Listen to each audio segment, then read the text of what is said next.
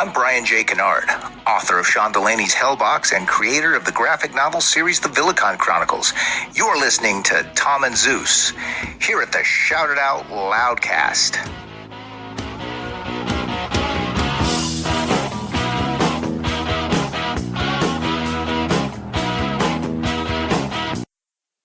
Oh boy.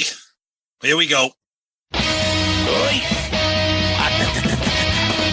This is Gene Simmons. Put that cookie down. Kiss. Stop pressing the button. Stockbroker Simmons.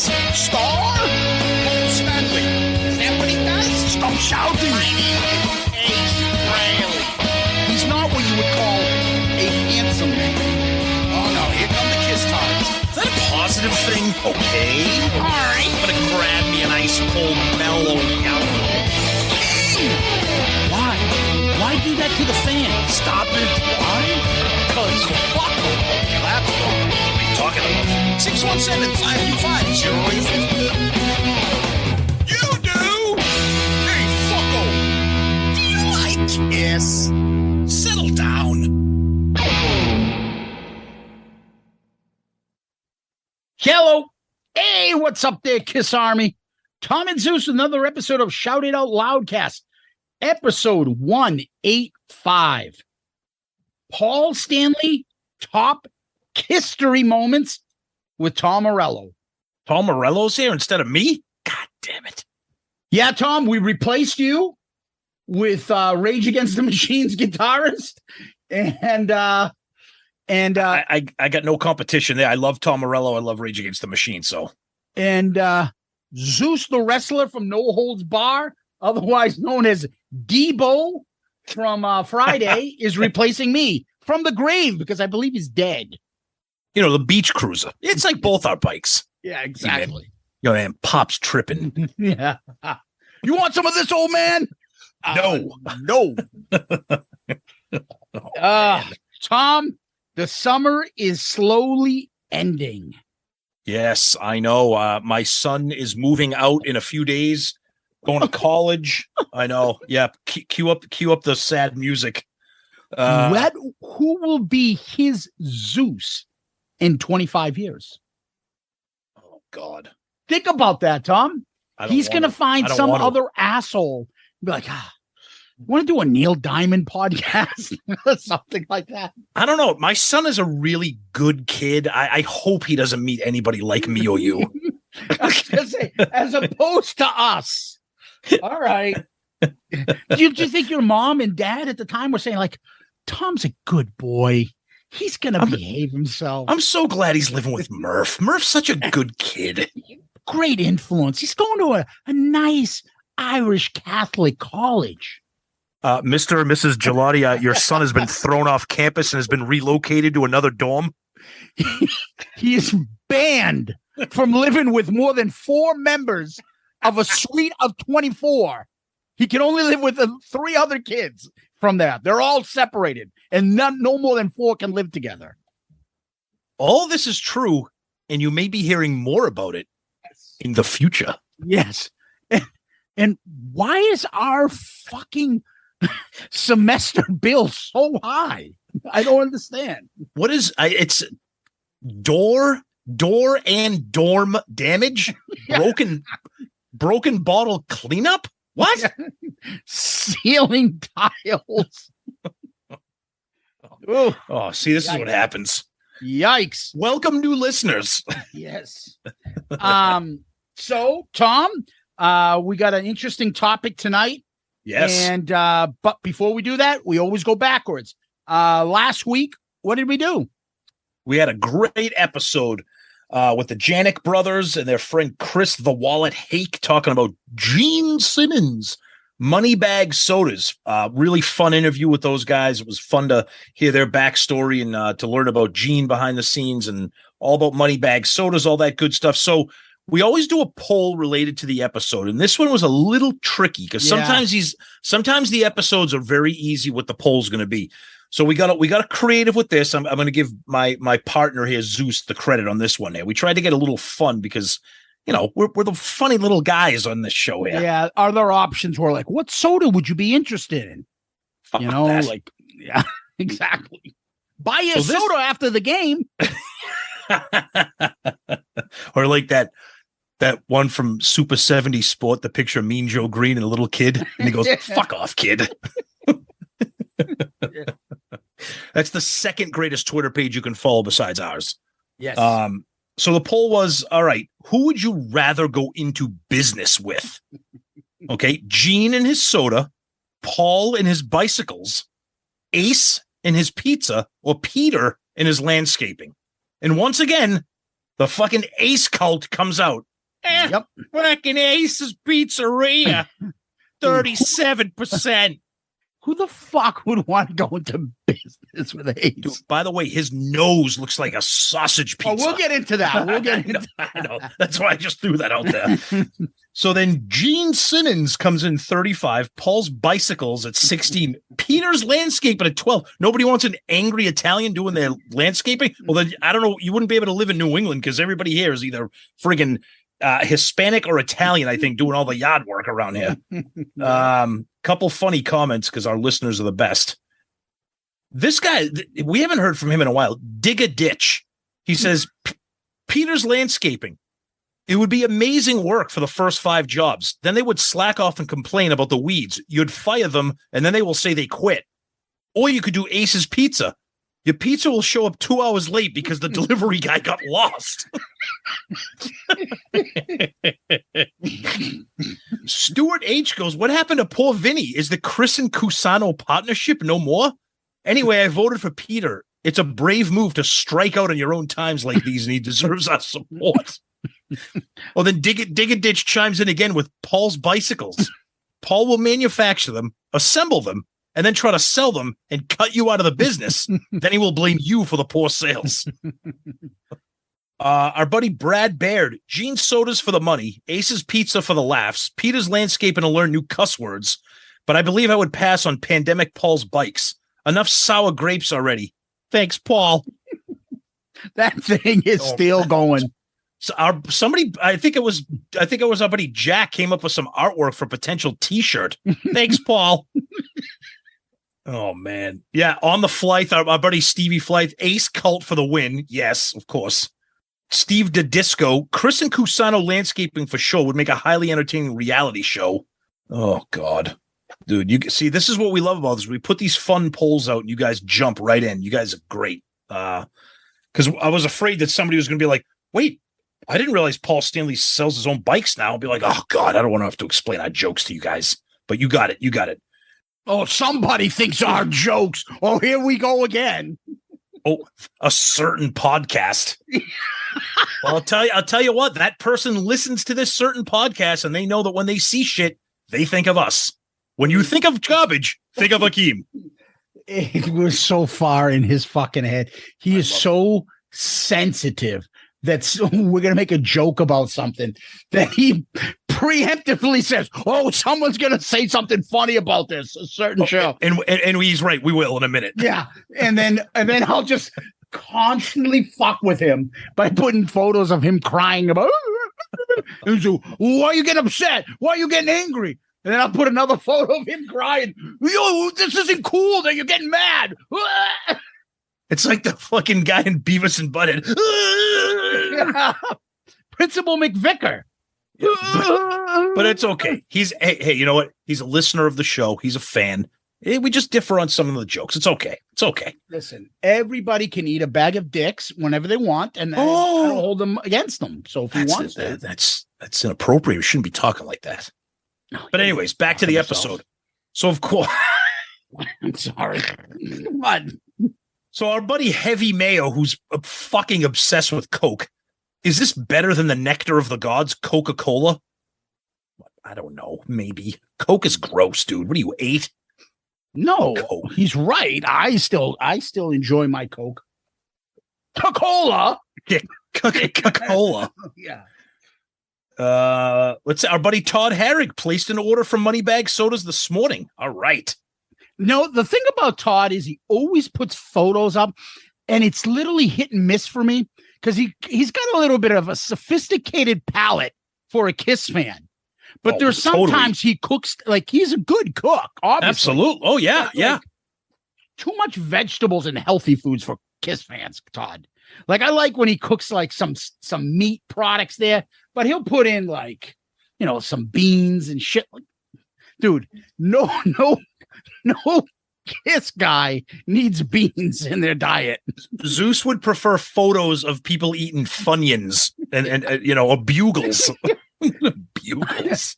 I think he should just feed a Kiss concert on beans and hot dogs.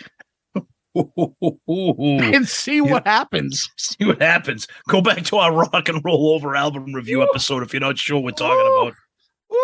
No, that was made of 10 years of hot dog and hamburger grease on that little hibachi we had. Rotten braised beef on a CVS grill.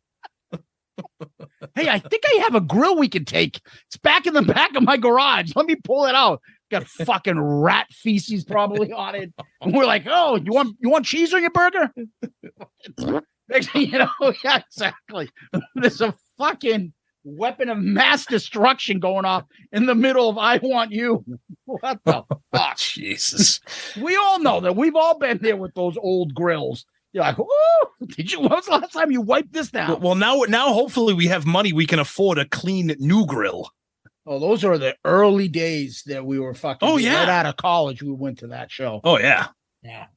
All right. Our buddy John Schaefer says, could be the best guests that you've had. Unique perspectives, interesting stories, and experiences with the band. Great job. All right, John. Thank you.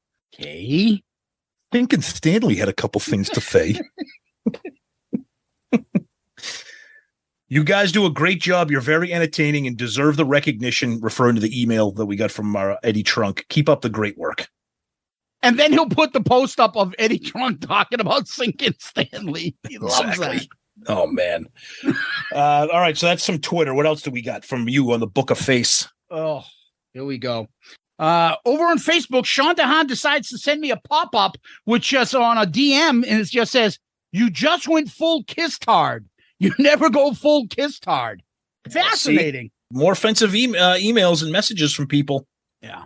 Our buddy Scott Wheeler sent me a fucking info on that crazy Chesapeake Bay Bridge of fucking people collapsing and going over. Thanks, Scott. My anxiety was fine before. But on the episode itself, these are pop-ups that came up just as I was looking at it. So Christopher Paaaawl says, this episode comes with a few cavities, an expanding waistline, and type 2 diabetes. Diabetes. Glenn Walker says, yeah, Fusion Tech. Yes. Over on Loudcasters, Tom, Josh Brown. Absolutely great interview. You can tell these guys are actually fans doing this product. Sam Loomis is absolutely overplayed. Yeah, we'll have a comment about that in a little bit. And useless now. It's lost what little camaraderie it had. And the fact that people are fighting all over it is just a sad way to live. All I know is I guess I got to try this soda now. Here's more of my fucking money, Gene. If I find it anywhere near me, I guess. Tony Smith asked, soda. And then he says, be sure to pick up a case of Ace Frehley Fountain Cola. And then Ray Gallus says, just bought a case. Yeah, Fusion Tech. And then Ray posted a photo, which we reposted, of the case of soda that came in. Yes. So thanks for that, Ray. We love it when you guys put shit up like that. Tom, over on our Instagram, Gabbly DeGook. Great episode, guys. Great googly moogly. Yeah. Great episode, guys. We'll check out their root beer. Okay. Vivamo Elvis. Can I buy this with crypto?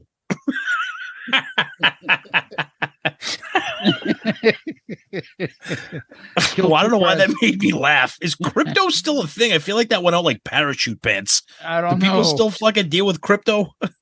I have no idea. Actually, I take that back. Heavy Mayo still wears parachute pants with his Nike Cortez. Yeah. And then Mr. Moneybag 2021 says, awesome. We did get a couple DMs on this, Tom. I will be honest with you. Okay. Antonio Sarek sent me a message today. when I was picking up some glasses, so I have them. Hi, guys. I recently discovered this podcast, and you guys rock. Woo! All right. He's in a small city in Croatia. Wow. He's a podcaster as well, and he does do music, but he says it's in his language. He does a column there as well. He's talked about Great White and Kiss, and we want to just give him a thanks and appreciate him reaching out. Antonio Sauric, who's nice. We love That's awesome. the fact that we get around the world. Woohoo! Very cool. Anyway, over on, you know what, Tom? YouTube. You do. All right. Paulie the Wog. Yeah, Paulie. These guys are interesting guests. Great job pulling them in. Definitely an example of really doing your homework and grabbing insights from unexpected sources. Learn so much about Gene through this episode. Seems like the man behind the demon makeup, there lives a nice elderly Jewish gentleman who just wants to inquire about family and maybe talk a little business afterwards. You boys keep peeling back the layers of this big old Kiss onion. And one of these days, you're going to find yourself kibitzing with Rabbi Simmons. Mazel tov to you both. Wow, great. Well, that's awesome. Thank you, buddy. Oh, we can only hope that we can have Gene right here. Woo, thank you. And that's, he makes a good insight because we do like to fucking go kind of take different turns and not keep things the same, pick original guests, types of things that we kind of find fascinating. Yeah, like this week's episode, something a little kind of off the radar. People might not even know this is something that exists. So it's Kiss-centric and it's something different. Yeah, we like to create the content for you guys to talk about. Absolutely, of course. Jason Leonard, oh boy, here we go. Even your intro makes me smile. Settle down. Yeah, Tom Dust. Excellent work by our buddy Tom Dust with that intro. I was wondering what you said. I'm like, no, that was Jason Leonard. No, I didn't know what you were saying. Those are Tom catchphrases. Mr. Antonio 2005. Fantastic story. And love that this podcast supports small business owners at every opportunity. We'll definitely look for the product here in Ontario, Canada. A big arriba from El Matador Tito Santana. What the fuck does that have to do with anything? I have no idea what the connection is there, but that's okay. Everybody remembers Chico Santana, as Jesse the Body Ventura would always call him. Pat and Diorama. Great cast as always. I heard these guys on 3 sides of the groin. What the fuck do people come up with these names for them? Jesus, stop. They had some great Gene stories. I would like to try this soda, but I haven't seen it in my area. I'm not going to order it online. However, how about interviewing the team that put together the Kiss coffin, or the people who've seen Gene's groupie photo books? Another idea: taste test with Roy Dam, with Coke, Pepsi versus Moneybag. No.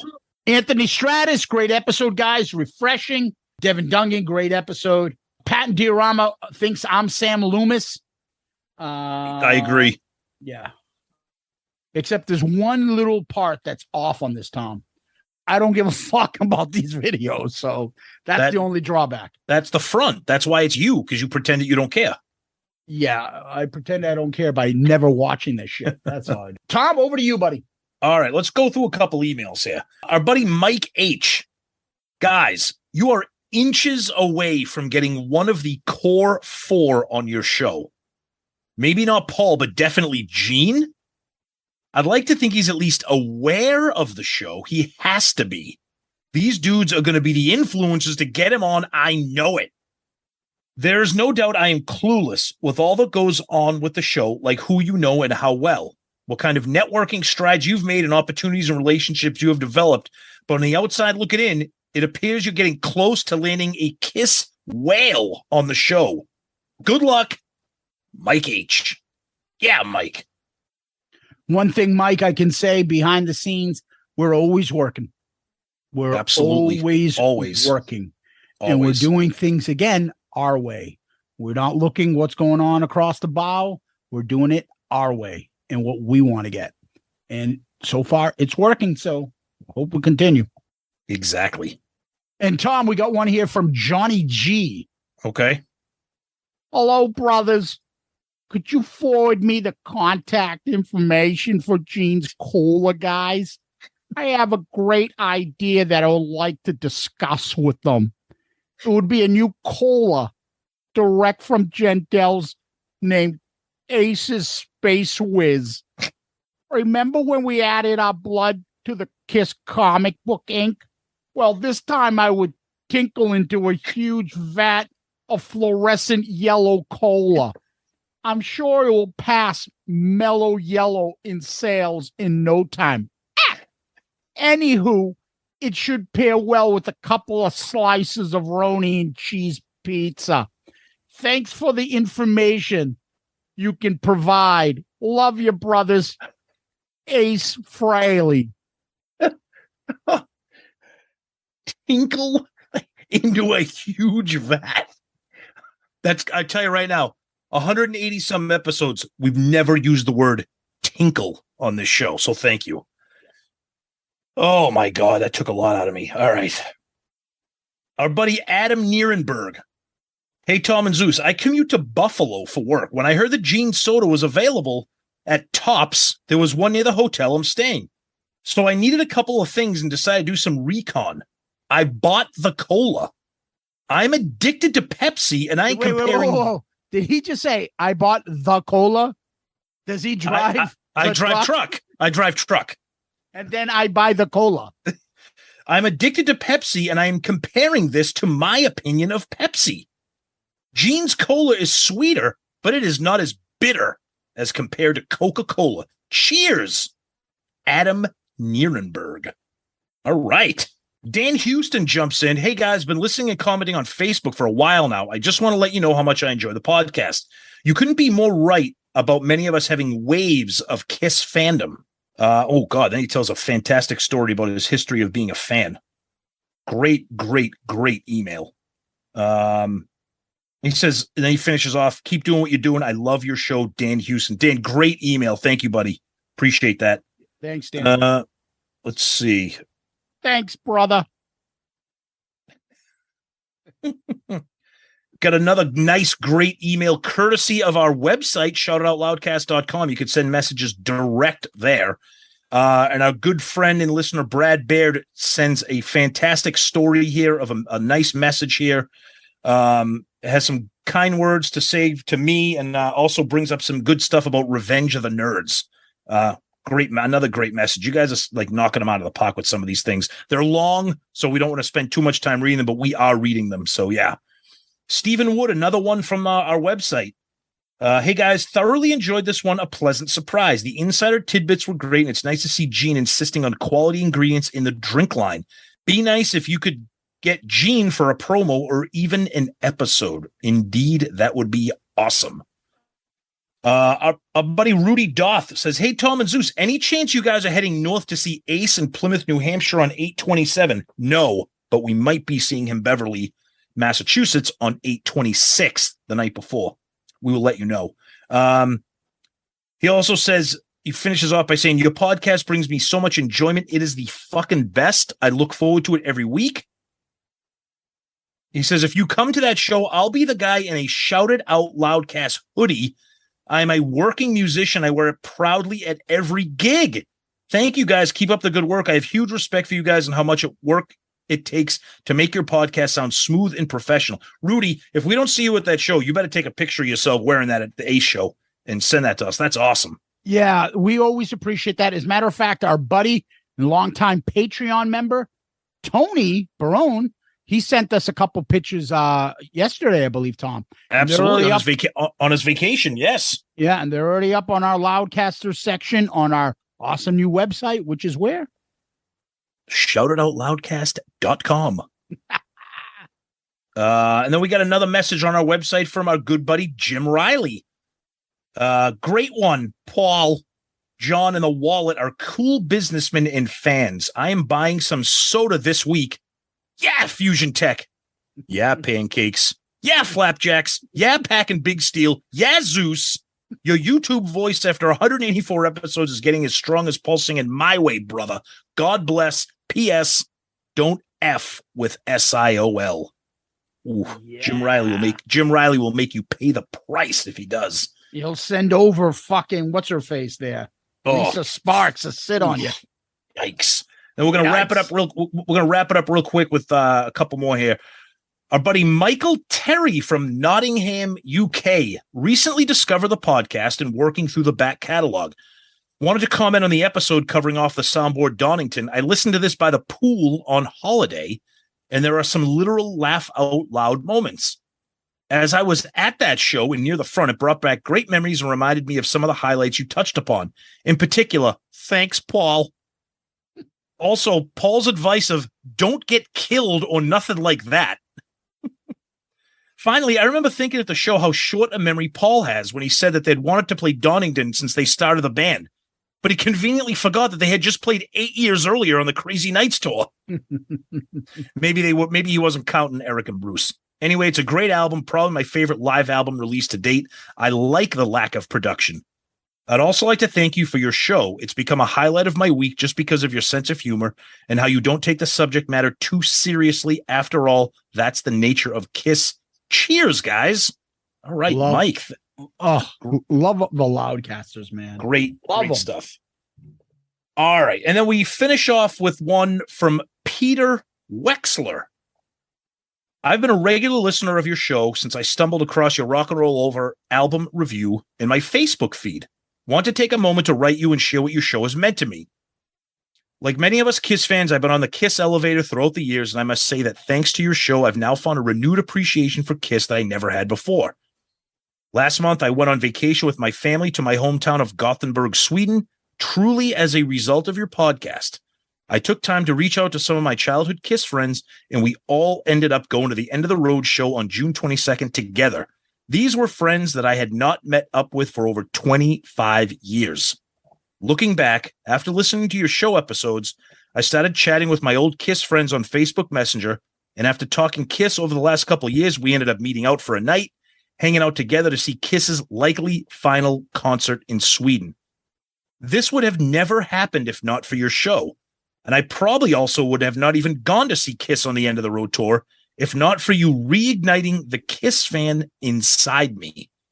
Truly thankful for your show. Peter, also known as Swede in New York on Twitter. Peter, that is amazing. Those kinds of stories that we love to hear, the passionate friendships that KISS has, we love it. Thank you so much, Peter. And for that, my friend, you are the comment of the week. Yeah, that stuff's amazing. Rekindling friendships, getting back together with your favorite KISS friends growing up, and being a small part of that, man. Again, I said it just a couple comments ago that the Loudcasters, you guys are amazing people with great sense of humor, and you make this show work. It's you guys, and we can't thank you enough. Incredible stuff. Thank you. Tom, what we do next is we give a shout out to Patreon members. Patreon is where people can jump in and help the show out and contribute. We have different tiers, so anybody wants to pitch in and help the show, and whether it be our Zoom subscription or our microphones, whether it's our awesome website and everything else that comes with that. You guys are the best. We can't thank you enough. You are a big reason why this podcast continues to grow. It's your support. And people that ask, how can I help the show? Well, the number one place to help would be our Patreon subscription. You can find that at patreon.com. You can find it on the app Patreon, or you can go to our awesome website. As soon as you go to the website, the landing page, I believe you'll see Patreon right up the top. Click on it, check it out, see if anything there interests you. With your subscription or your membership with Patreon, you get some perks from us. We got a lot of things coming up, including the new ARC pick, which you guys will pick. You guys get involved in the show. There's merch that we send out to you guys, and it's a tight-knit community. We have communications and dialogues and comments that are best left not on the internet. It's a lot of fun. And if you want to subscribe and get involved, take a look, see what's involved, and come join the fun.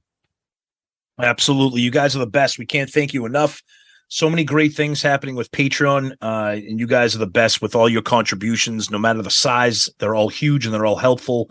And we thank you guys so much for everything that you do. Tons of things you can get involved with, like Zeus mentioned with ARC pick, involvement in the show, having some exclusive Patreon polls that affect some of what we do on social media, having a sneak peek at the episodes so you can find out a few days earlier what the topic is instead of waiting until Saturday. Tons of great little perks, and we're grateful for everything that you guys help us with your contributions. So thank you. Yeah, Tom, what we do after that is we go over to Kiss World and talk about that. Yeah, the big thing is Kiss back in Australia. They're going crazy. They're making the rounds on doing their media rounds. We're seeing a lot of videos and pictures and articles on social media, tons of interviews. So the Down Under, they're very, very excited to see Kiss down there. They're doing a ton of shows and pretty much all over the place down there. Yeah, I was telling Tom off the air, my dad's cousin, my dad's first cousin, my dad's 79, and his first cousin's like 55. But yeah. I always joke with her, hey, I'm going to come because I'm going to want to see Kiss there. And she's like, she writes to me, like, she had no idea about Kiss or anything like that, or doesn't follow my interest in Kiss really. And she was joking. She goes, guess who just landed in Melbourne? Kiss. When can we expect you? And she's saying it's insane how much press she's seen about Kiss. And she's like, I didn't realize how big they were here. And they're supposedly going to some match that's a big deal over there. I don't know whether it's rugby or soccer. Oh, sorry, football or I have whatever. No idea. Yep. But we saw some of the footage online, Tom, and it looks like the Aussies are going nuts over there for him. You think they'll throw Shandy in the set list? And I mean that sincerely. I know you hate it, but I'm saying you think they will.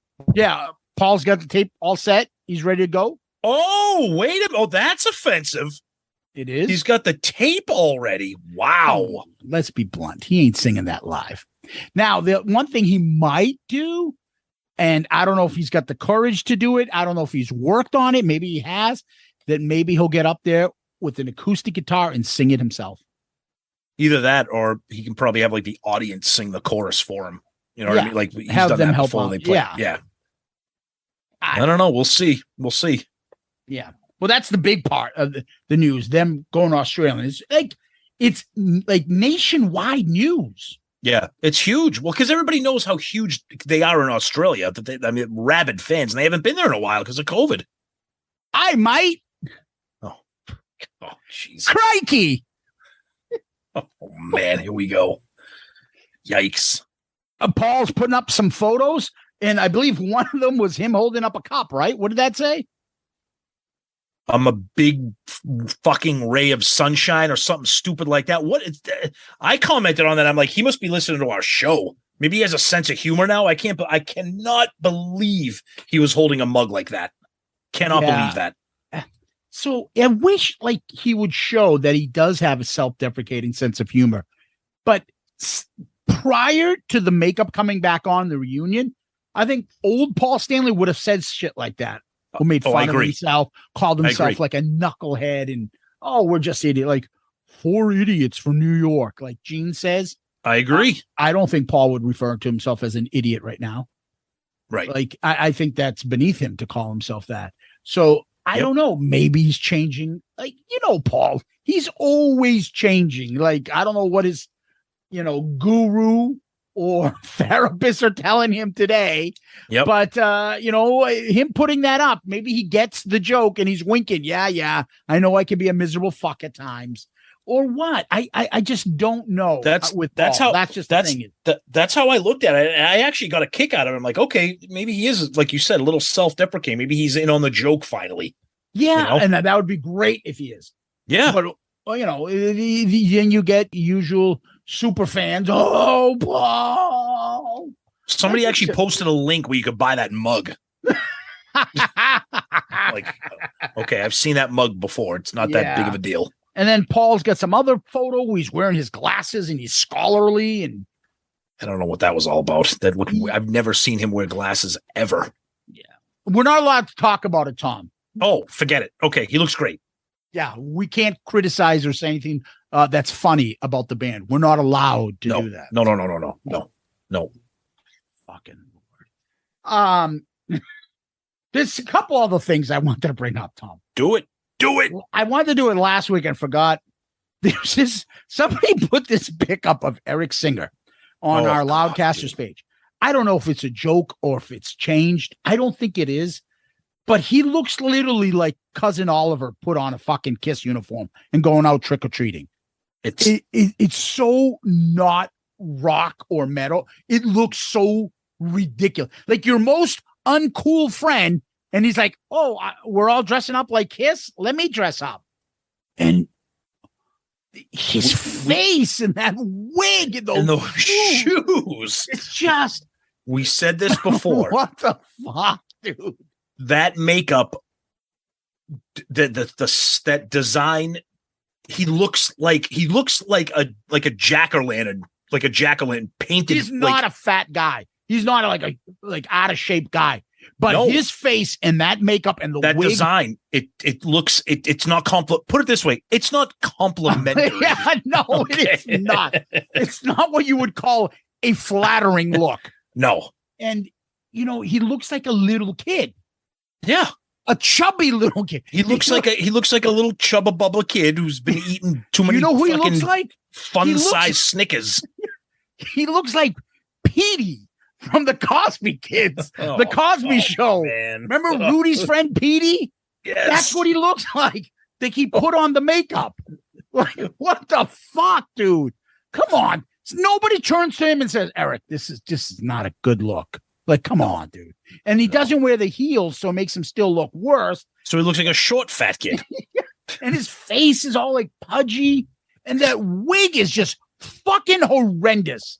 Like, what the fuck, dude? The only one with good hair in the band is Tommy Thayer. The only one. I agree, because it's his own hair. Yeah, and then Paul, when he puts that wig on, immediately, come on, dude. Stop. Oh, poor Eric. Then. Don't worry. It's not just Eric beating time. No. Ace Frehley. Dude. Somebody has been going around, because not one person. Somebody's been going around and putting photos of him on our Loudcasters group and enlarging his nose. I don't think they're doing anything to the picture. I think that's his nose. No, there's no way. Dude, it looks like he got stung by a hornet or something. It's like a fucking... It's like a fucking huge potato in the middle of his face. There's no way that's his nose. It looks like the cartoons when Tom and Jerry, and all of a sudden a fucking octopus goes on Tom's nose and he then turns into Jimmy Durante. Red. Yeah, and it looks like Jimmy Durante, and it looks like fucking that. Oh, what did you call it? Ooh, Tip O'Neill?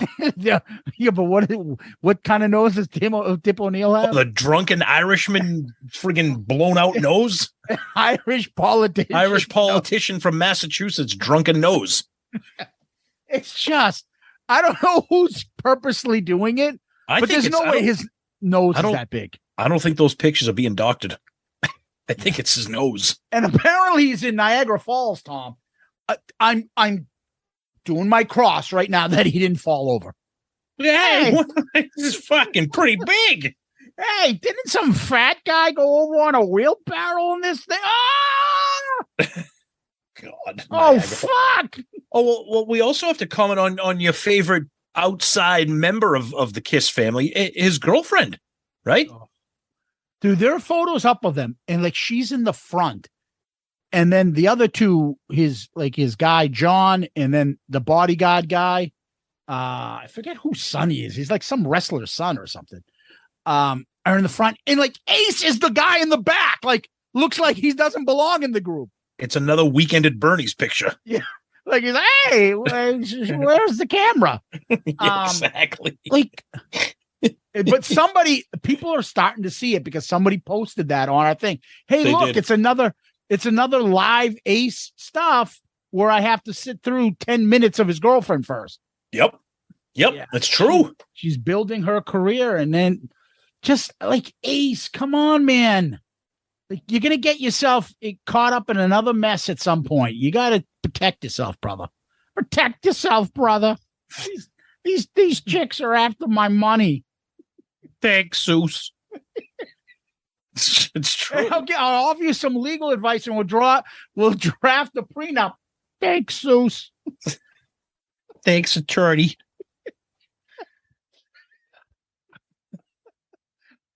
Thanks, counselor. Fucking Ace, man. It's the gift that keeps on giving. If we end up going to that show, that's going to be hilarious because we're going to be that theater that he's playing, the Cabot in Beverly, Mass. It's literally like a school like gymnasium. It's like it's very small. Yeah, it's like a tiny like theater type thing. Yes. And if we go, we might be able to see some of the guys in the band again. And our favorite comedian, Courtney Cronin, Kulick, Lane, Simmons, Tweed, Spencer Cook, Dole. Hey guys. She put up a photo of her in the I guess Bruce and Lisa Center, one of those aprons. Yeah. Didn't you get one at Creatures Fest? I did not get an apron. No. I thought you got something with it. I bought something from them, but I don't think I remember paying for it. It was a picture of them. So you stole it? Is that what you said? No, they put it in the bag. Oh, it was a photo of them with the flapjacks. Yeah. Flap. That word is just funny to me. But they're flapjacks. What do you want me to tell you? It's a Jerky Boys comment too. Okay, they're flapjack.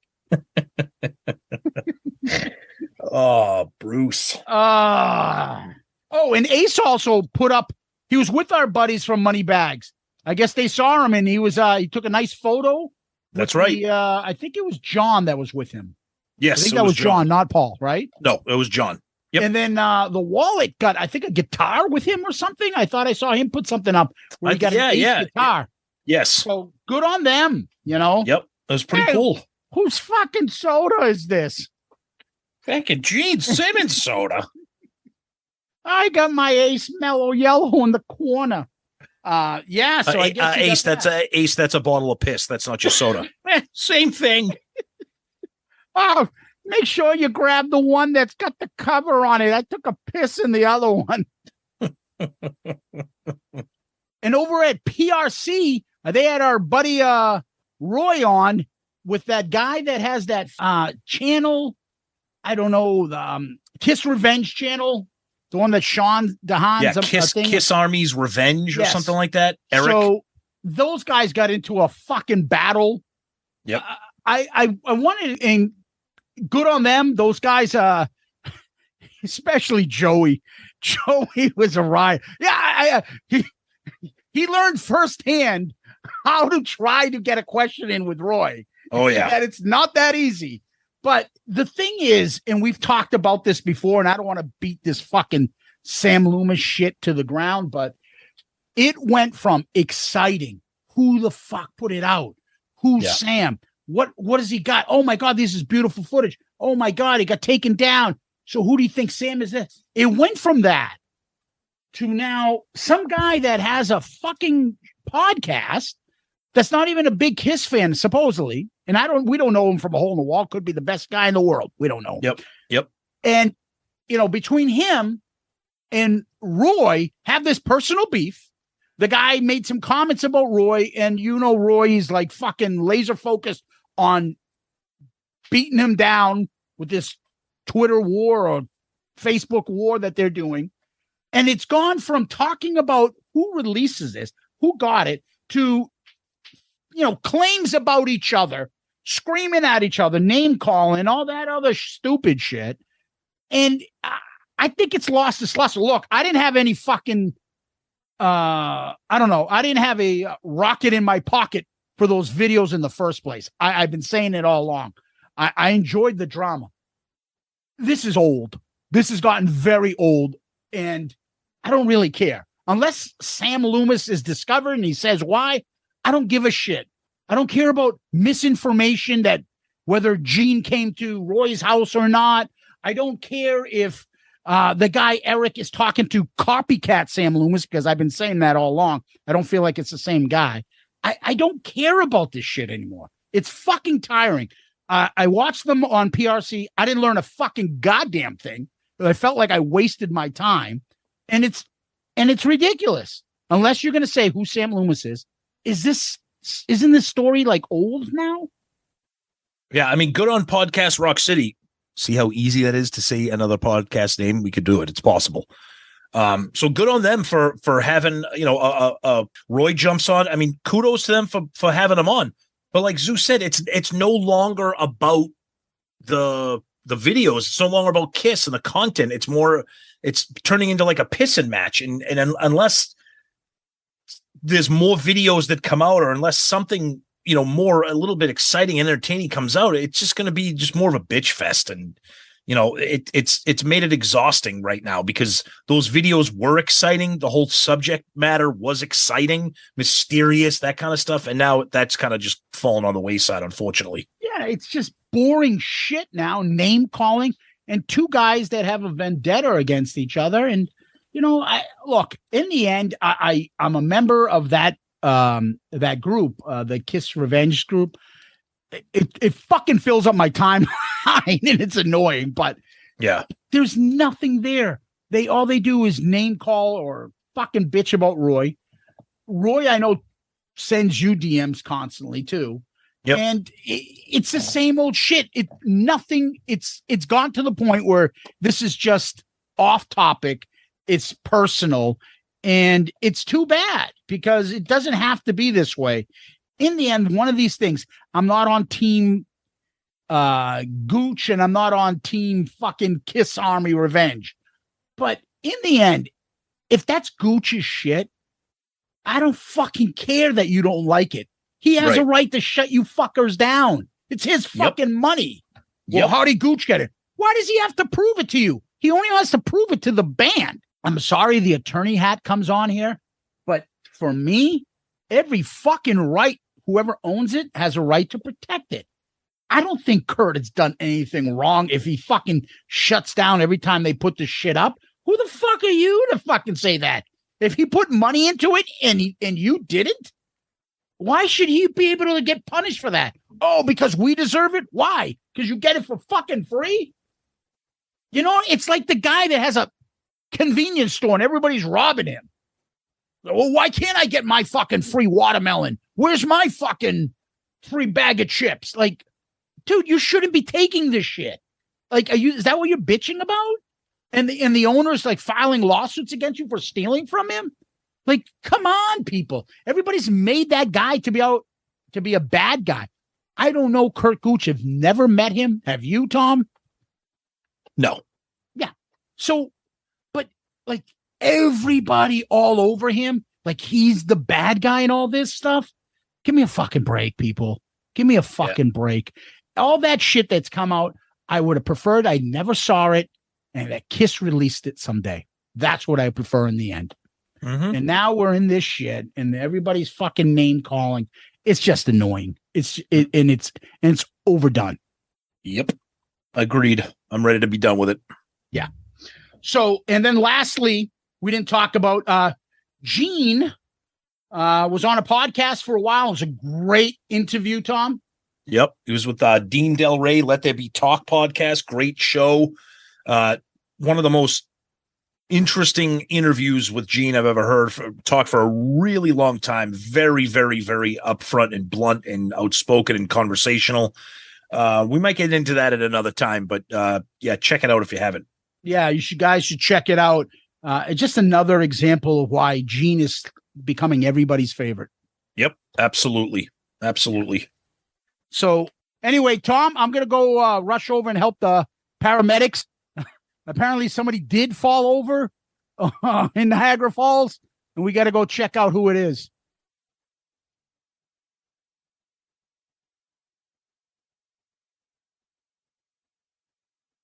All right, we're back, and yeah, people still don't know who Sam Loomis is, and most of the people don't care. So we're back. So, Tom, we were talking about this episode because we both had downloaded it before our Creatures Fest flight, and we're like, "Oh, we got to talk about this." Right, and that was Paul's appearance on Tom Morello's Maximum Firepower podcast, and Tom Morello, obviously from Rage Against the Machine and also from Audioslave. He got to sit down with Paul, and his podcast is very short, 25 minutes. incredible. And I don't know how he does that. Yeah, we certainly don't know how to do that. We've been on for an hour. We haven't even gotten to our topic yet. Yeah. And what he does is he goes over the top 5 moments that he thinks are in KISStory. And between his 5 and Paul's 5, you got top 10. And they have a discussion and go back and forth. We were planning on doing this. Obviously, things changed along the way, and we had to do the Creatures Fest stuff. And we're happy to get to this. And we think that a lot of you may not have heard this. Yeah, I'll be honest with you. It's a podcast that I was kind of embarrassingly unaware of, considering how huge of a Rage Against the Machine, Audioslave, and Tom Morello fan I am. And yeah, his podcast is very, very succinct and to the point. It's interesting, but it's bang, bang. It's in and out. And this one is Paul talking about his personal top 5 moments in KISStory, and then Tom doing his top 5 as a Kiss fan. And we were just going to kind of just go through them and just kind of examine them, agree, disagree. What are your thoughts? Just like we said, it's kind of outside of the mainstream about the Kiss conversation that's been going on. And it involves, obviously Tom Morello is a huge Kiss fan. He inducted them into the Rock and Roll Hall of Fame, loves Ace, and he's absolutely one of the greatest guitarists of his generation, very unique and different compared to any other kind of shredder style or riff guy that you'd have out there. If you're a Rage fan, that. But yeah, I just thought it was it's interesting. And anytime Paul talks about what he thinks of Kiss, that's always interesting. You hit the nail on the head. Paul is that Paul that we love to hear. Yep. Not the Paul on the Today Show, Paul talking to Channel 10 News with Ted Koppel, Paul Stanley. What are your top 5 KISStory moments? It's none of that shit. It's Paul talking like to a peer. Exactly. And when he does that, it's a side of Paul that we don't see often enough. And this is the side of Paul that I cherish. Yep. That really gets me to be like, that's my guy. That's the star child. That's the one that I know and love. And he gives you that unique perspective when he talks like this to somebody. That's why I really think you guys should check out the episode, Tom Morello's Maximum Firepower, and then maybe, stop us here, listen to their thing, and then come back maybe and listen to what we have to say. Yeah. So we'll talk about Paul's 5 first, kind of just knock those out and kind of give our thoughts, and we can talk about Tom's, because Paul's is coming from obviously a member of the band. Tom's is coming from a fan of the band. So Paul starts off by saying that his number 1 is meeting Gene. And then he kind of veers off and says, then he starts talking about Ace, and then kind of settles in on like the magic of the band playing together for that first time in the rehearsal studio. That's his first one. Yeah. And I can see that. And I think they both agreed that they weren't going to do these maybe in order of importance, just sometimes chronologically where they are. And so it's not like this is my favorite or anything like that. Right. Yeah. I enjoyed that part because he talks about the fact and gives credit. Like anybody else could have been a better guitar player or maybe a better drummer, but it's just something about when those 4 played together that there was that chemistry. Yep. And you've heard it before, the magic, quote unquote, but as soon as Ace plugged in and played, they knew it. So that was nice, kind of a historical reference there. Yeah. I think Tom Morello's number 1 is, I think, Buying Destroyer. Yeah, his was more of a little bit kind of a generic thing. His thing was the magic of the records, of seeing Destroyer in a record store, of Rock and Roll Over Love Gun, like that trio, and just walking into a record shop or a supermarket or wherever the music was sold back in the 70s, and just seeing that come to life. Can you imagine? Like, we never got to experience that, to be of the age where we're buying albums and we see it and we're like, oh my God, there it is. I want to buy that. Like, I mean, when I was buying Kiss stuff with my money and stuff, I think I was finally like in middle school and had money and you go to the mall and you're like, oh, this is this Kiss album. I don't have this one. But these were cassettes when I was first buying them stuff and with my own money. But imagine walking in and being able to see like Rock and Roll over covered and be like, holy shit. Well, especially when Kiss was at the top of the world, because I remember the very first Kiss record I saw was at a record store at the Meadow Glen Mall. Yes. And it was Record Town or Music City. It was one of those like way overpriced record stores. And the very first one I saw, it was Unmasked. I was 7. I don't even remember Unmasked. I've told you that. I never remembered. I never saw the cover. I didn't remember it when I got back into Kiss from middle school on. And then eventually I'm like, what the fuck is this? I don't know any of these songs. What the hell is this? I never heard of any of these. Because I had a sister that was 4 years older than me. So we always used to go into the record stores. And of course, at that time I was 7. The only freaking band I knew was Kiss. So I'd flip through and I remember seeing the Unmasked cover. I was like, oh, I didn't even know this album exists. It's got a cool comic book thing. And that was, I just remember seeing that at that time. You called it a cool comic book, not me. Yeah, exactly. That's true. That's true. Yeah, and I don't like that cover. Oh, but I would be so jealous of walking in during that era when they were on top of the world and seeing like a Destroyer display or a Love Gun display and be like, oh, that must be an incredible feeling as a fan. Absolutely, I'm with you. And then Paul's number 2. Being inducted into the Rock and Roll Hall of Fame.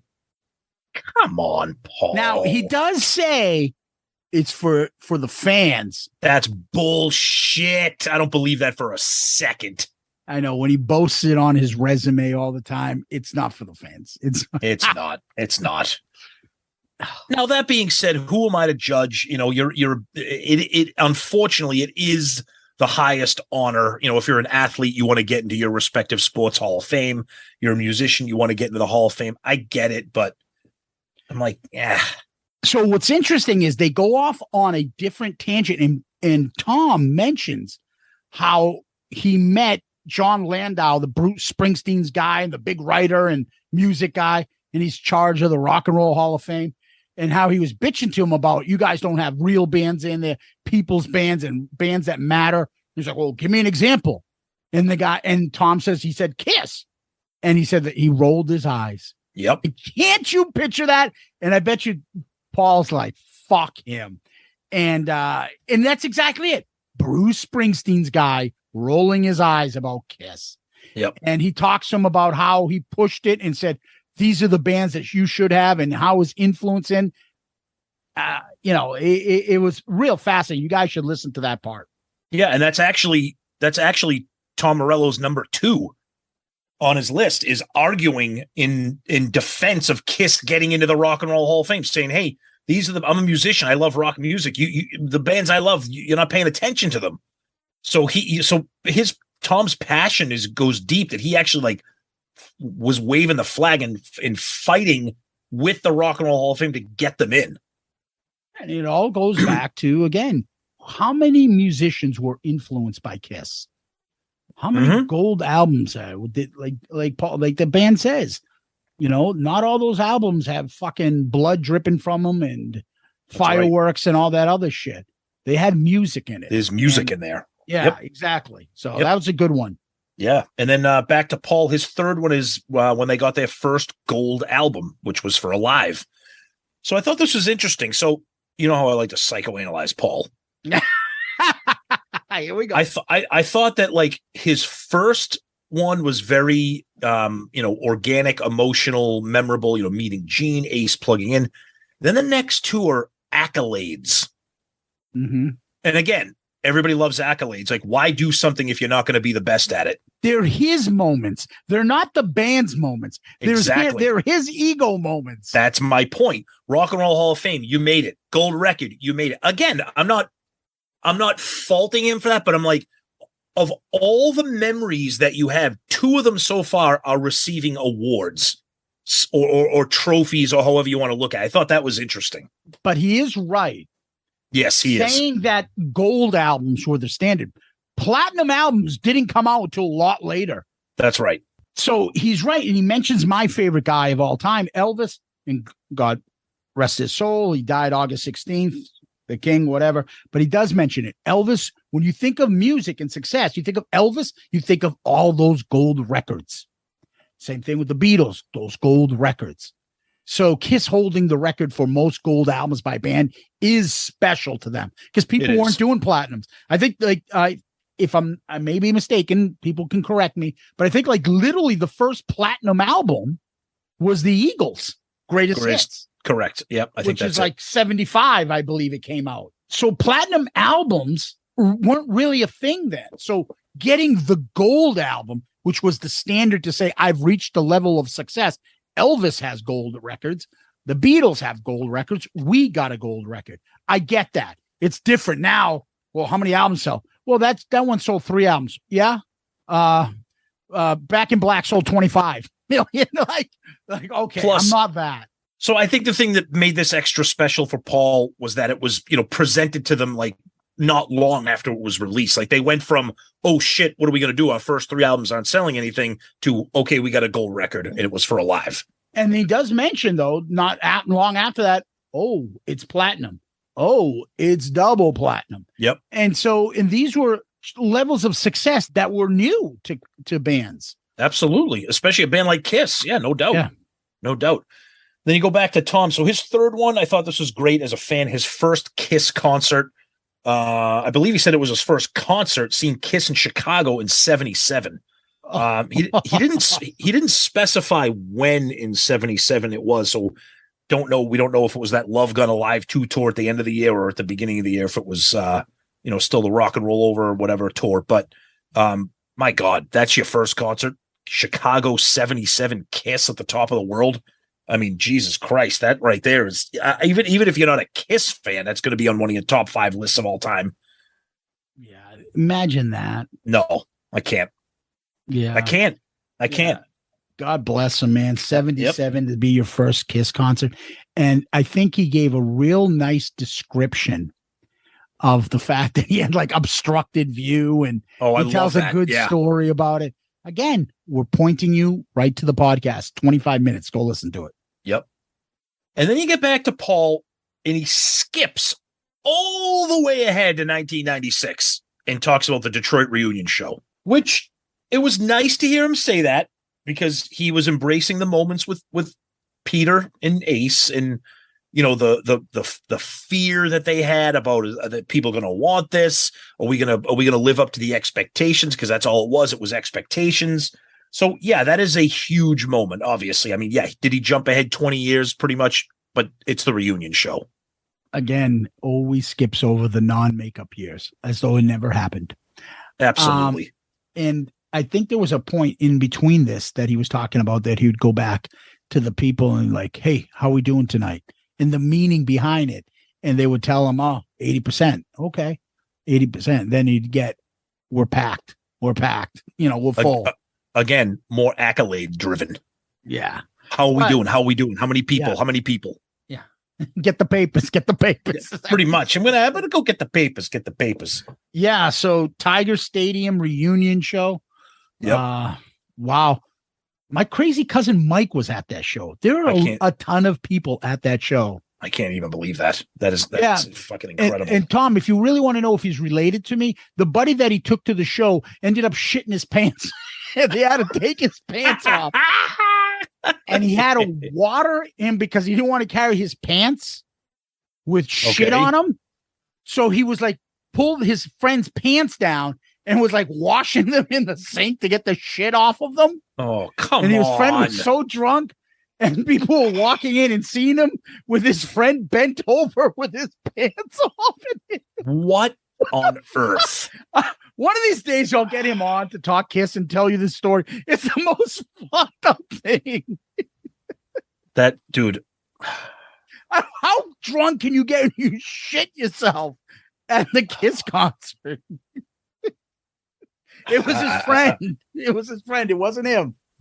I don't know. One other thing about that show. One other thing about that show that me and you would have absolutely loved. What's that? Alice in Chains opened for them. That's insane. That is insane. Alice in Chains opening up for Kiss. Oh my God. My God. And they're touring right now, Tom. I know we're going to see them. They're coming in October. Yep. So then that kind of piggybacks onto Tom's number 4, where he talks about the Cole rehearsal in California. The Rage Against the Machine, the band, they were kind of rehearsing. They were doing some stuff for their second album, Evil Empire. And Tom tells a really, really funny story about how he thinks he's hearing "Come On and Love Me" in the rehearsal. He's like, guys, stop. I think I hear Paul Stanley singing "Come On and Love Me." And he's like, holy fucking shit. And I love you when you hear, if you don't know anything about Tom Morello, very, very well spoken, very passionate about every word that comes out of his mouth. And you could just tell how much he loves Kiss. 617-865-0850. I was following. I don't know. I got lost there. Yeah. I mean, imagine that. And what's great is Rage Against the Machine, who critics love, they're just as big as they were in their prime. Yep. Fucking stadium stuff they think they're doing now. Huge. And he's fanboying out to Kiss, our band. That's fucking awesome. It's awesome. I love seeing that. One of the things, Tom, I like is because these people like all go crazy over our band. Yes. This isn't fucking Seals and Croft that people are fucking going nuts over. Oh, it's not Weezer? No, Weezer. Oh, Jesus Christ. No, it's not. But you get the point. It's our band. Not many bands can get other musicians to fanboy over them as much as Kiss does. Agreed. Yep, that's right. And then Paul finishes with the Tommy and Eric lineup. They solidified Kiss. We wouldn't be here if it wasn't without them. Now, as much as I hate to agree with him, he's 100% spot on. The reason we've said this many, many times on this show over the many years that we've been doing this, the many episodes we've been doing this band currently exists right now because of Tommy and Eric. So I'm not going to fault him for that. All right. Could you imagine how much limping they would do at the finish line if it was Ace and Peter and Paul with his voice trying to finish up this tour? There are people who accuse them of limping to the finish line now. Exactly. Without them. Right. Imagine having Ace and Peter in there. No, I agree. Yikes. I agree. Yeah, they wouldn't be a band without Tommy and Eric right now. No, let's be honest. No, I agree. And then we wrap it up with Tom's number 5, which is a great one that me and you both experienced, bringing your kids to their first Kiss show. I took my son to 2. He loved the first one at the Garden. The second one, which we've kind of deemed as like the worst Kiss show we saw in Manchester, New Hampshire. Even he was a little bit like, I know. But he got to see David Lee Roth. That's right. Oh, he still talks about that because he loves Van Halen. Yep, absolutely. And then obviously you brought your daughter to the one in Connecticut as well. So that's a memory just to show your kids the band that you love and have them like it, love it, maybe be indifferent, but just be there and just see it. See the thing that you have loved your whole life is always awesome.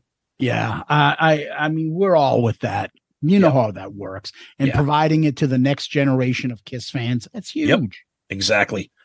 So real quick, let's take a look. So Tom's our fan base, so you can't argue with it. They're very personal, but we like to pick apart what Kiss does, especially Paul. What do you think about that list? Now, it's only 5, and he did it kind of off the cuff, most likely. I just find it interesting that, nothing in there, the first time we sold out Madison Square Garden, the first time, like it's a very calculated list, which is Paul in a nutshell. The band had the People's Choice Award for favorite song. Oh, I forgot that was Peter. We can't give the band credit for that, right? Right. Say like the people chose Kiss. Right. Song. In the Gallup poll, where they were the most popular band at one point. Right. Why not bring that up?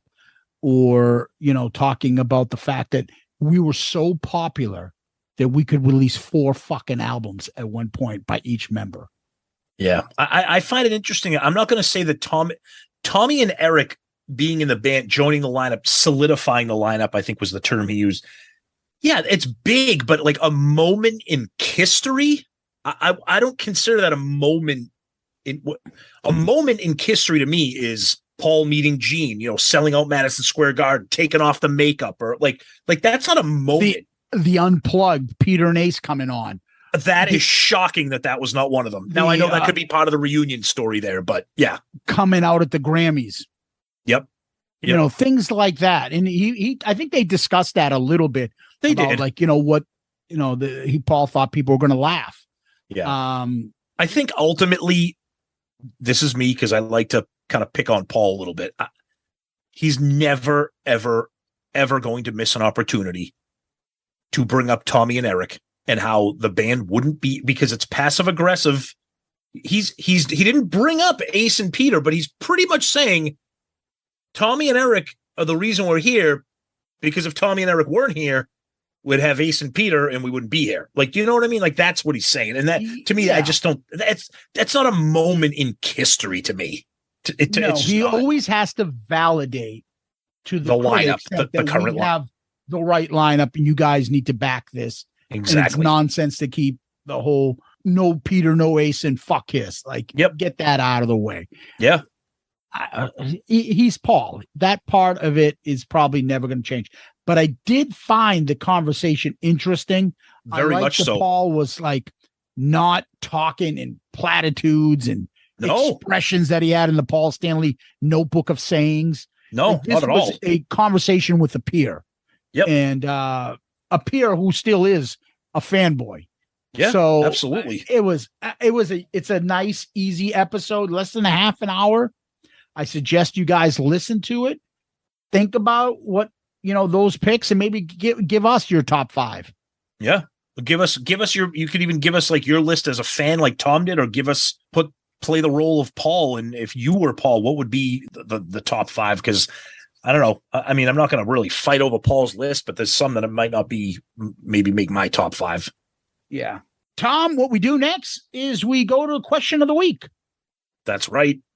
Everybody's favorite part of the show, because of our sponsor, Fusion Tech Data and Electric.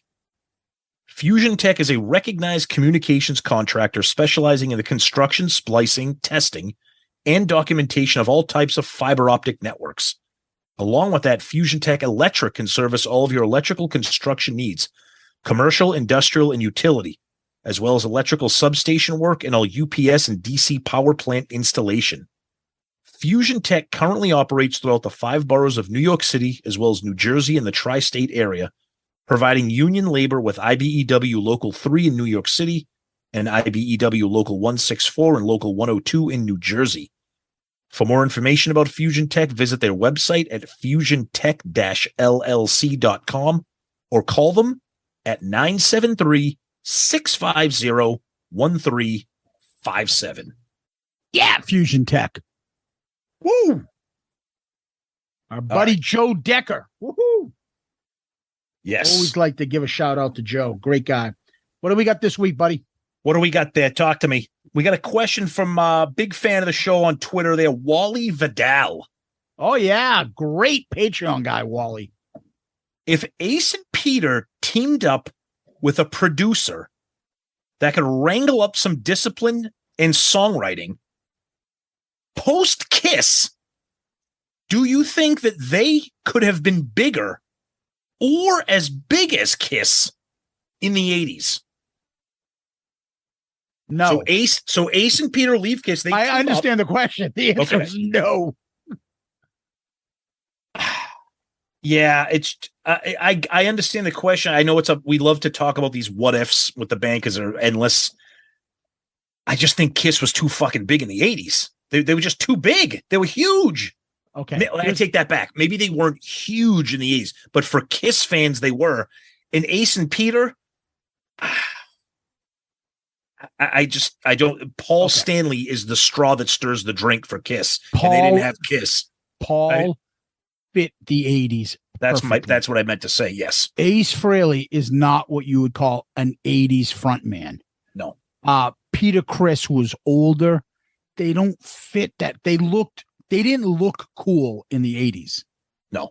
right? Ace had a successful 80s career. He still has a successful, solo career. I mean, but I just think Paul was what made that 80s Kiss, because like you said, and like our buddy Jericho, who adores 80s Kiss, and Paul Stanley, Paul was tailor made for 80s pop metal, hair metal. And I just don't think that there was anything that Ace and Peter could have ever done to be as big or bigger than Kiss. No, they didn't fit. That style is not them. I just think of those bands that were big in the 70s that try to come and become like MTV. It didn't work. It didn't work. Nope. No, they don't have faces or personalities or dressing like the 80s guys. It wouldn't work. Nope. Great question though, Wally. We love you, buddy. Thank you so much. Great question. We love talking about those what ifs. Good stuff. Thanks, buddy. Yeah, Fusion Tech. Tom, where can people find us? Please start by going to our fantastic website, shoutitoutloudcast.com, shoutitoutloudcast.com. You can find all of our episodes for Shout It Out Loudcast, the ARC album review crew, and the Zeppelin Chronicles.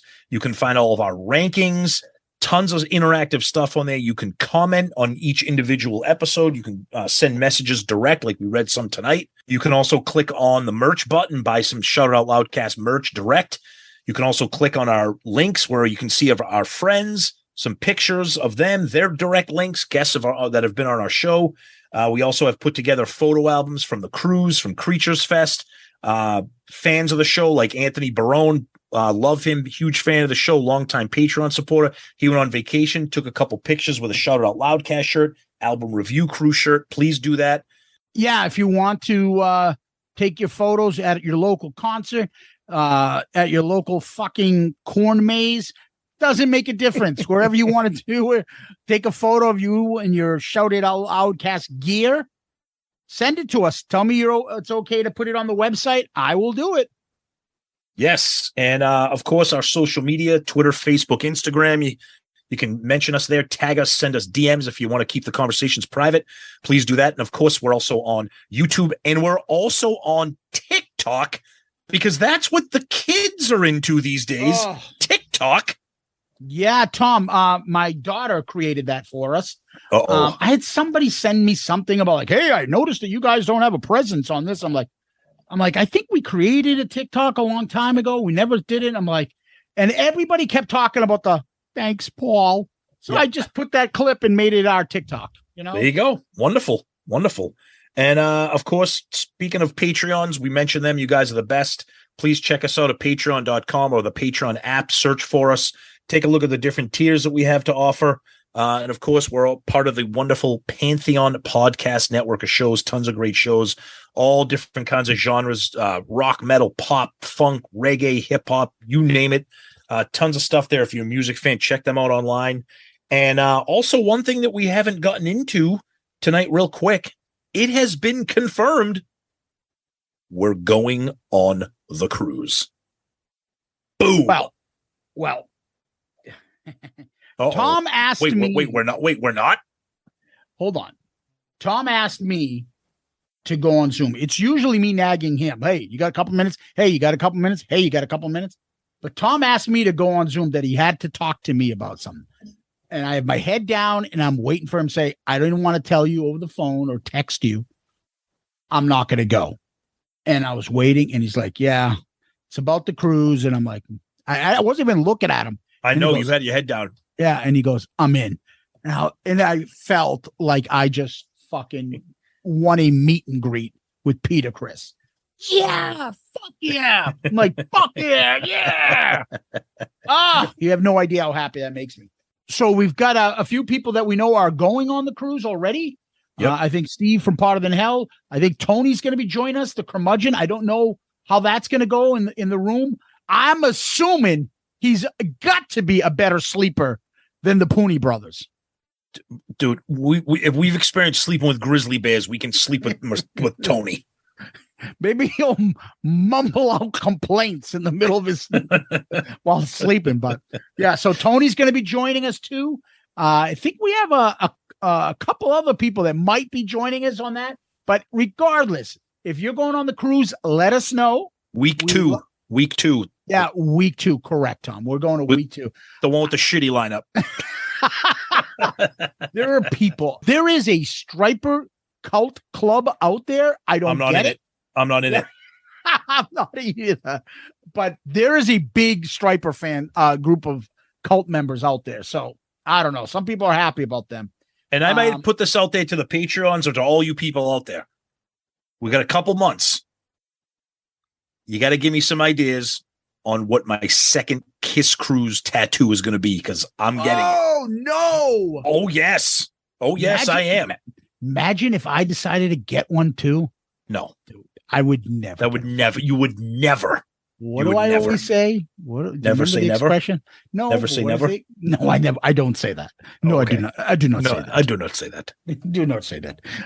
No, I say it's a permanent impression of a temporary feeling. And then that's the point. It's a memory. I have never regretted any of the tattoos I have. And then all you tattoo people come to me and go, fuck off. I've never told you to fuck off. But that's why. Not on that occasion. But no, I've told you it before. Yeah. But that's why you don't have any. And that's why I have a few. That's okay. Oh, we got to do a tattoo rant at the end of this, I think. Jeez. That's what we'll do. No. We're doing that at the end of the show. So, Tom, my part of the show is when I tell people they can DM us on Twitter, Facebook, Instagram. I don't know if you can do it on TikTok. I don't fucking know anything about it. I'm learning. TikTok, motherfucker. When are we getting a MySpace page? Yeah. Don't laugh. Maybe we'll set up the snap face. Was that Belichick? Is that what he calls it? Yeah, he goes, yeah, I'm not on that my face or whatever. Like he tried to pretend he didn't know what they were. Yeah, he does that every press conference every year. Yeah. But anyways, you guys can DM us there. We get them all the time. We have no problem. We'll try to reach back to you guys.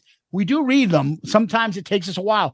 We're going to be on a lot of other podcasts. We got a bunch of requests recently. Yeah. And that's usually from DMs.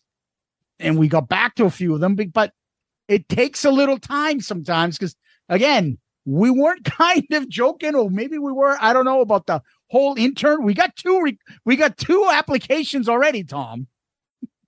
Applications. Hi, I can type KISStard. I'm a KISStard, and I can type 100 words a minute. And dude, this is like Kramerica Industries right here. Mr. Kramer, over here's the refrigerator.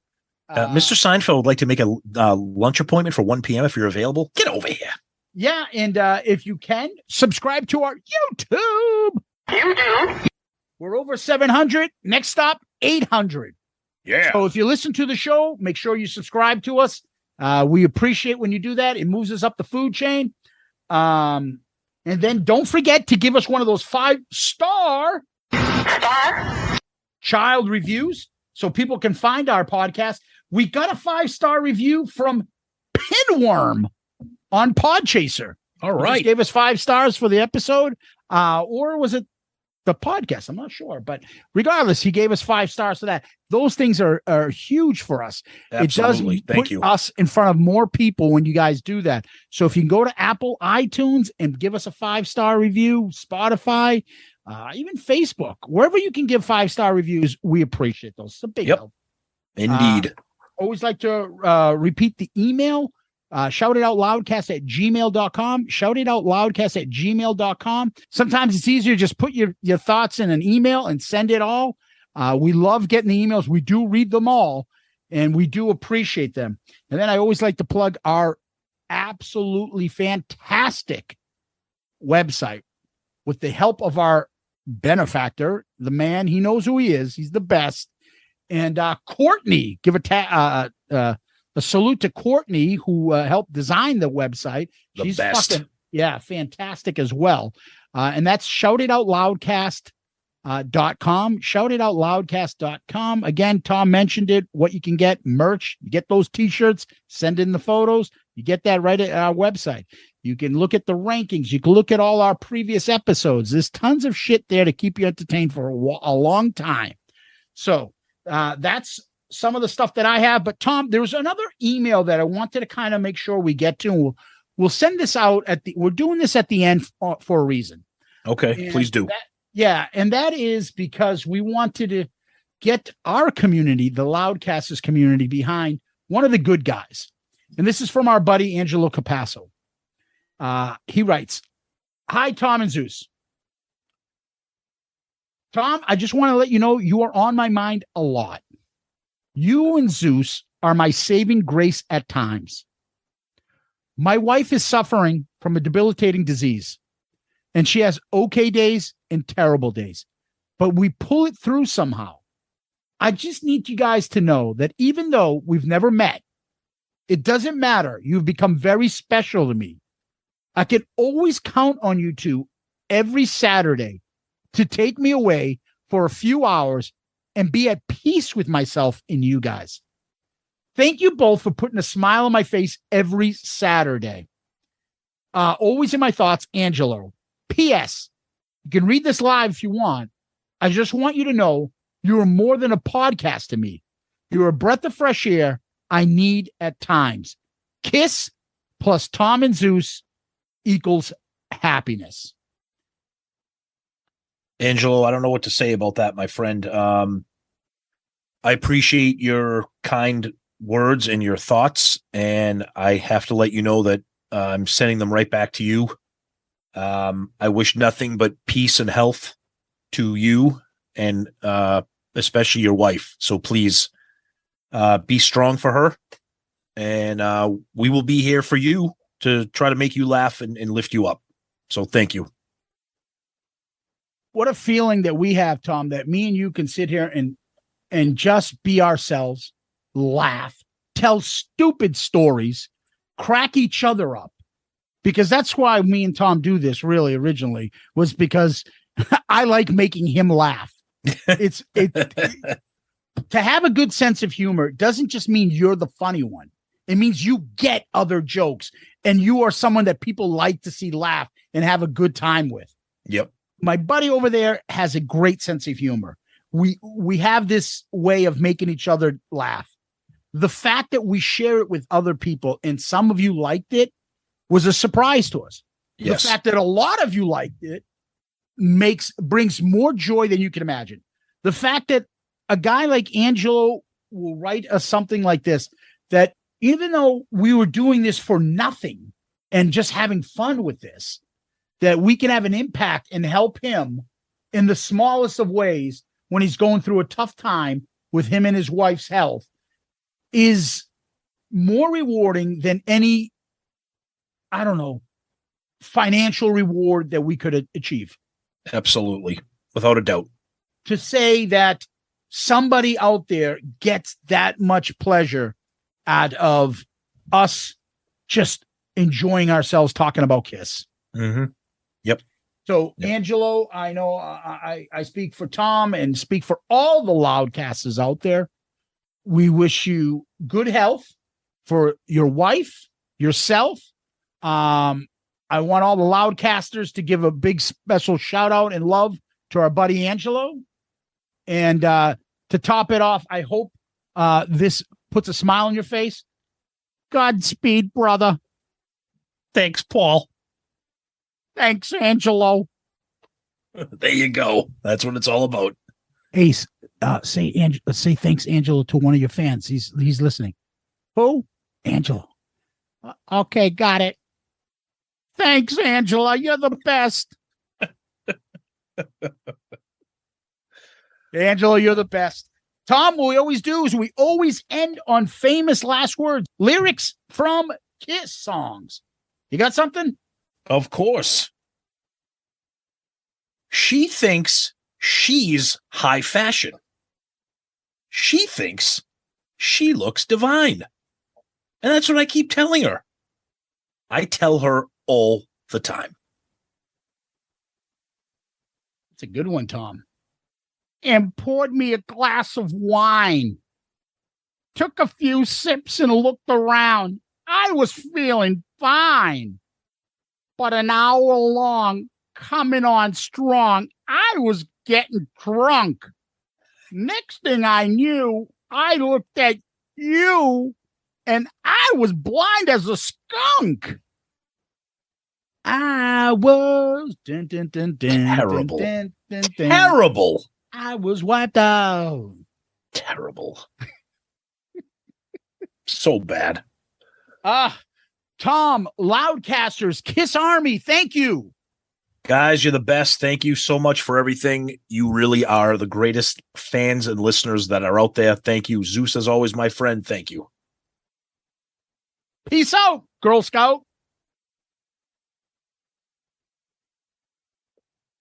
All right, so what's the tattoo I would get? What's the tattoo that you would get? Yeah. Something Elvis related. So what I think I would get would be an image of Zeus with a lightning bolt in his hand and his face in Kiss makeup. Okay, see, so you thought about this. That means you're gonna get definitely thought about it. You're getting it. I'm not getting a fucking tattoo, Yes, but I've thought about it. Oh, if you want to hear me think about my best pet, a turtle, look at my arm and read my story. I wrote about him in the 3rd grade. It's on my arm. Exactly. Yes. Oh, yay. Dude, there are fucking like 60-year-old fucking Stop and Shop bag handlers with fucking tit tattoos. Yeah. It's that's because they're gross. Yeah, but it's gotten to the point where it's uncool to have. Oh, I know. I agree. That whole when I got my first tattoo in high school, I was way too young. Back then, it was like, you got a tattoo? What are you fucking? What are you, nuts? Yeah, you got a tattoo. Like, wow, right? But you got one, dude. There are people that have them. Like, how many people now have their necks up to their face with tattoos? Dude, if you have a neck, if you have a neck tattoo, you're either a felon or you're waiting to become one. It just, I don't understand this craze about it. And it's everybody wants to show you your tattoos. I understand that. To each their own, I guess. But I just feel like it's gotten so overdone. It has. That it's lost its like coolness. I remember George Carlin was talking about that. Hold on, Carlin's been dead for 10 years. Right. You used to be like sailors and fucking tough guys would have, and biker guys would have tattoos. That's it. Now, literally people's grandmothers with their flappy flapjacks hanging out have tattoos. Now the guy working at Target has them. It's like, Jesus Christ. Not that there's anything wrong with Target, but right. No, but it's gotten to that point. What are you thinking about getting? I'm not gonna lie, I haven't even thought about it. I honestly haven't. I don't know. Shout it out, Loudcast, right in the back of your skull. Actually, that'd be a good one. Just get my whole head tattoo with the logo of our show. Yeah, and then as we always do, like, what do you think about getting a new logo this year? Oh, great! Now I gotta cut my head off. Okay.